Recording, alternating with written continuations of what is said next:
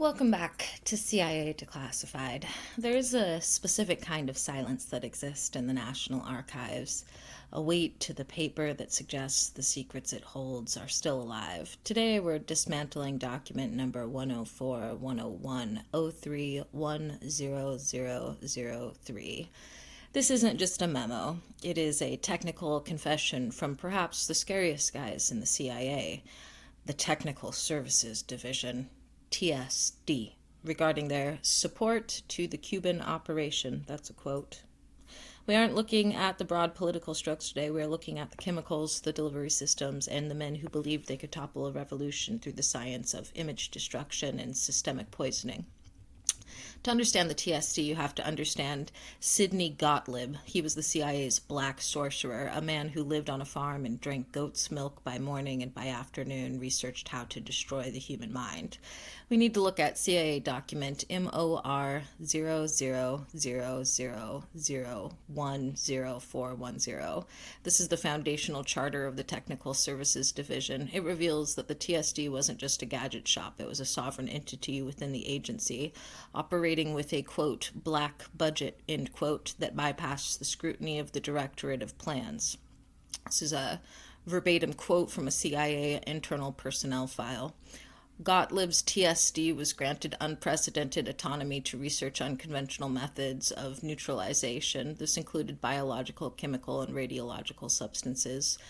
The division is authorized to procure, manufacture, and test items of a sensitive nature without recourse to standard procurement channels, end quote. Gottlieb's philosophy was simple. If a target couldn't be removed by a bullet, they could be removed by their own biology. We've analyzed the 1960 budget transfers from the Office of Security to the TSD. These are non-fiction ledgers showing the procurement of exotic pathogens and the bypassing of the standard military chain of command to run a private laboratory of horrors. Under MK Ultra Subproject 11, the TSD spent $400,000, equivalent to millions today, just on, quote, fungal derivatives, end quote, and synthetic toxins. They weren't just looking for poisons, they were looking for, quote, vectors of influence, end quote. Let's open the file to page 2, paragraph 4. This is where the beard plan becomes a technical reality. This is a quote from document 104-101-03-10003. During the period of the subject's stay at a New York hotel, TSD prepared a quantity of thallium powder to be placed in the subject's shoes. The physiological effect was intended to be the total loss of the subject's characteristic beard.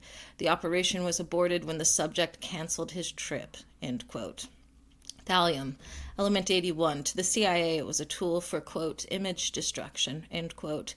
But let's look at CIA document 1994.05.10.14. 3823400005, a technical briefing on the toxicity of thallium salts. The TSD knew that thallium doesn't just make hair fall out. According to the document, quote, dosage must be strictly controlled to avoid permanent neurological damage, though systemic lethality is a secondary benefit should the subject's health be compromised by other means, end quote. The agency wasn't just planning a haircut, they were planning a slow, excruciating poisoning of a head state on American soil. They were essentially turning the floor of a New York hotel into a localized chemical warfare zone. The document further details the, quote, cooperation of an outside agency, end quote. That agency was the U.S. Army Biological Warfare Laboratories at Fort Detrick. Their code name, Project MK Naomi. A quote from the Senate Church Committee Exhibit 1, 1975 testimony. The CIA maintained a stockpile of lethal biological agents at Fort Detrick. This included anthrax, tuberculosis, and lethal toxins derived from shellfish. This stockpile was maintained in total secrecy outside the knowledge of the Secretary of Defense, end quote. Let's look at the Cigar Project under CIA document 104-103-06-10022. This wasn't a cartoon plot. This was a high-end biochemical operation. This is a quote from a technical log from Fort Detrick, 1960. A box of Castro's favorite cigars was delivered to a CIA official in late 1960. These cigars had been treated with a lethal dose of botulinum toxin. The toxin was so concentrated that the mere act of placing the cigar in the mouth would result in rapid respiratory failure. TSD confirms the toxin remains stable within the tobacco leaf for a period of up to 120 days, end quote. The logistics are documented in the nonfiction flight logs of CIA-registered front aircraft, specifically Southern Air Transport.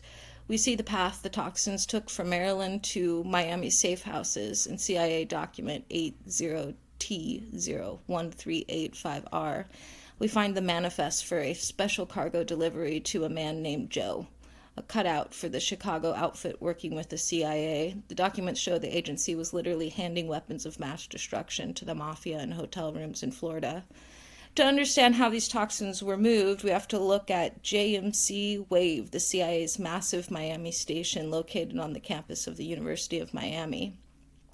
A quote from a CIA Inspector General's report on assassination plots in 1967. On or about March 13, 1961, Redacted delivered a package of 6 lethal pills to Juan Orta.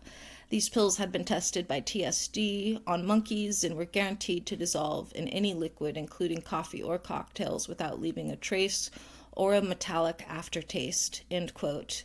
These were the L pills. We have the technical procurement files for the ingredients. They weren't standard cyanide. According to TSD Memo 77-104, the TSD was experimenting with botulinum-filled gelatin capsules treated with a pH-sensitive coating.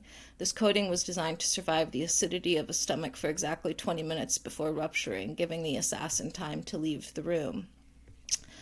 Why are the heavies still in place? When you look at the digital scan of 104, 101, 03, 10003, nearly 40% of the technical procurement section is still blacked out.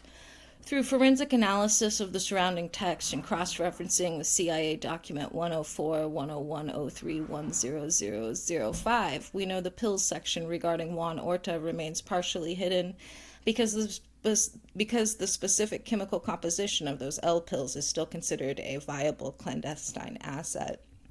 Furthermore, the aerosol delivery blueprints for rigging ventilation systems documented in the Artichoke and Chatter files remain classified. In a 1993 declassification review, the agency argued that revealing the specific micronize of the toxin particles would provide a roadmap for hostile actors. They are admitting that the technology of 1960 is still dangerous today. We have uncovered a new layer of document 104, 101, 03, 10003. It mentions a, quote, joint project with the Office of Naval Intelligence, end quote. Cross-referencing this with National Security Archive file 2022-004, we find Project Diving Bell. This was a plan to contaminate the breathing air of Castro's personal diving suit with Madura foot, a fungus that causes chronic, debilitating swelling of the feet. Quote from a TSD technical briefing from June 1963. The objective is to induce a state of permanent physical disability in the target, rendering him unable to perform public duties or maintain his image as a revolutionary leader. The fungal agent is resistant to standard antibiotics and will require years of painful treatment, end quote. This is the APOTHECARY of Shadows in its purest form. It wasn't just about death, it was about the technical management of human suffering as a geopolitical tool. We've explored the chemistry of assassination. We've seen how the TSD weaponized biology and tobacco. But for our next investigation, we are moving from the physical body to the unseen energy surrounding it. I'm talking about document CIA RDP 96 00792R, Project Penguin. In the early 1970s, as the Cold War reached a fever pitch, the agency became obsessed with Soviet breakthroughs in bioenergetics. They looked at the work of Semyon Garlian, who claimed that high-voltage photography could reveal the L field, the life field of any living organism. Next time, we're going deep into the Stargate files and the Penguin assessments. We will examine the technical reports from the Stanford Research Institute, where CIA physicists tried to use corona discharge photography to photograph the human soul. We'll look at the 1974 memo titled Technical Evaluation of Garlean Effects as a Clandestine Detection Tool.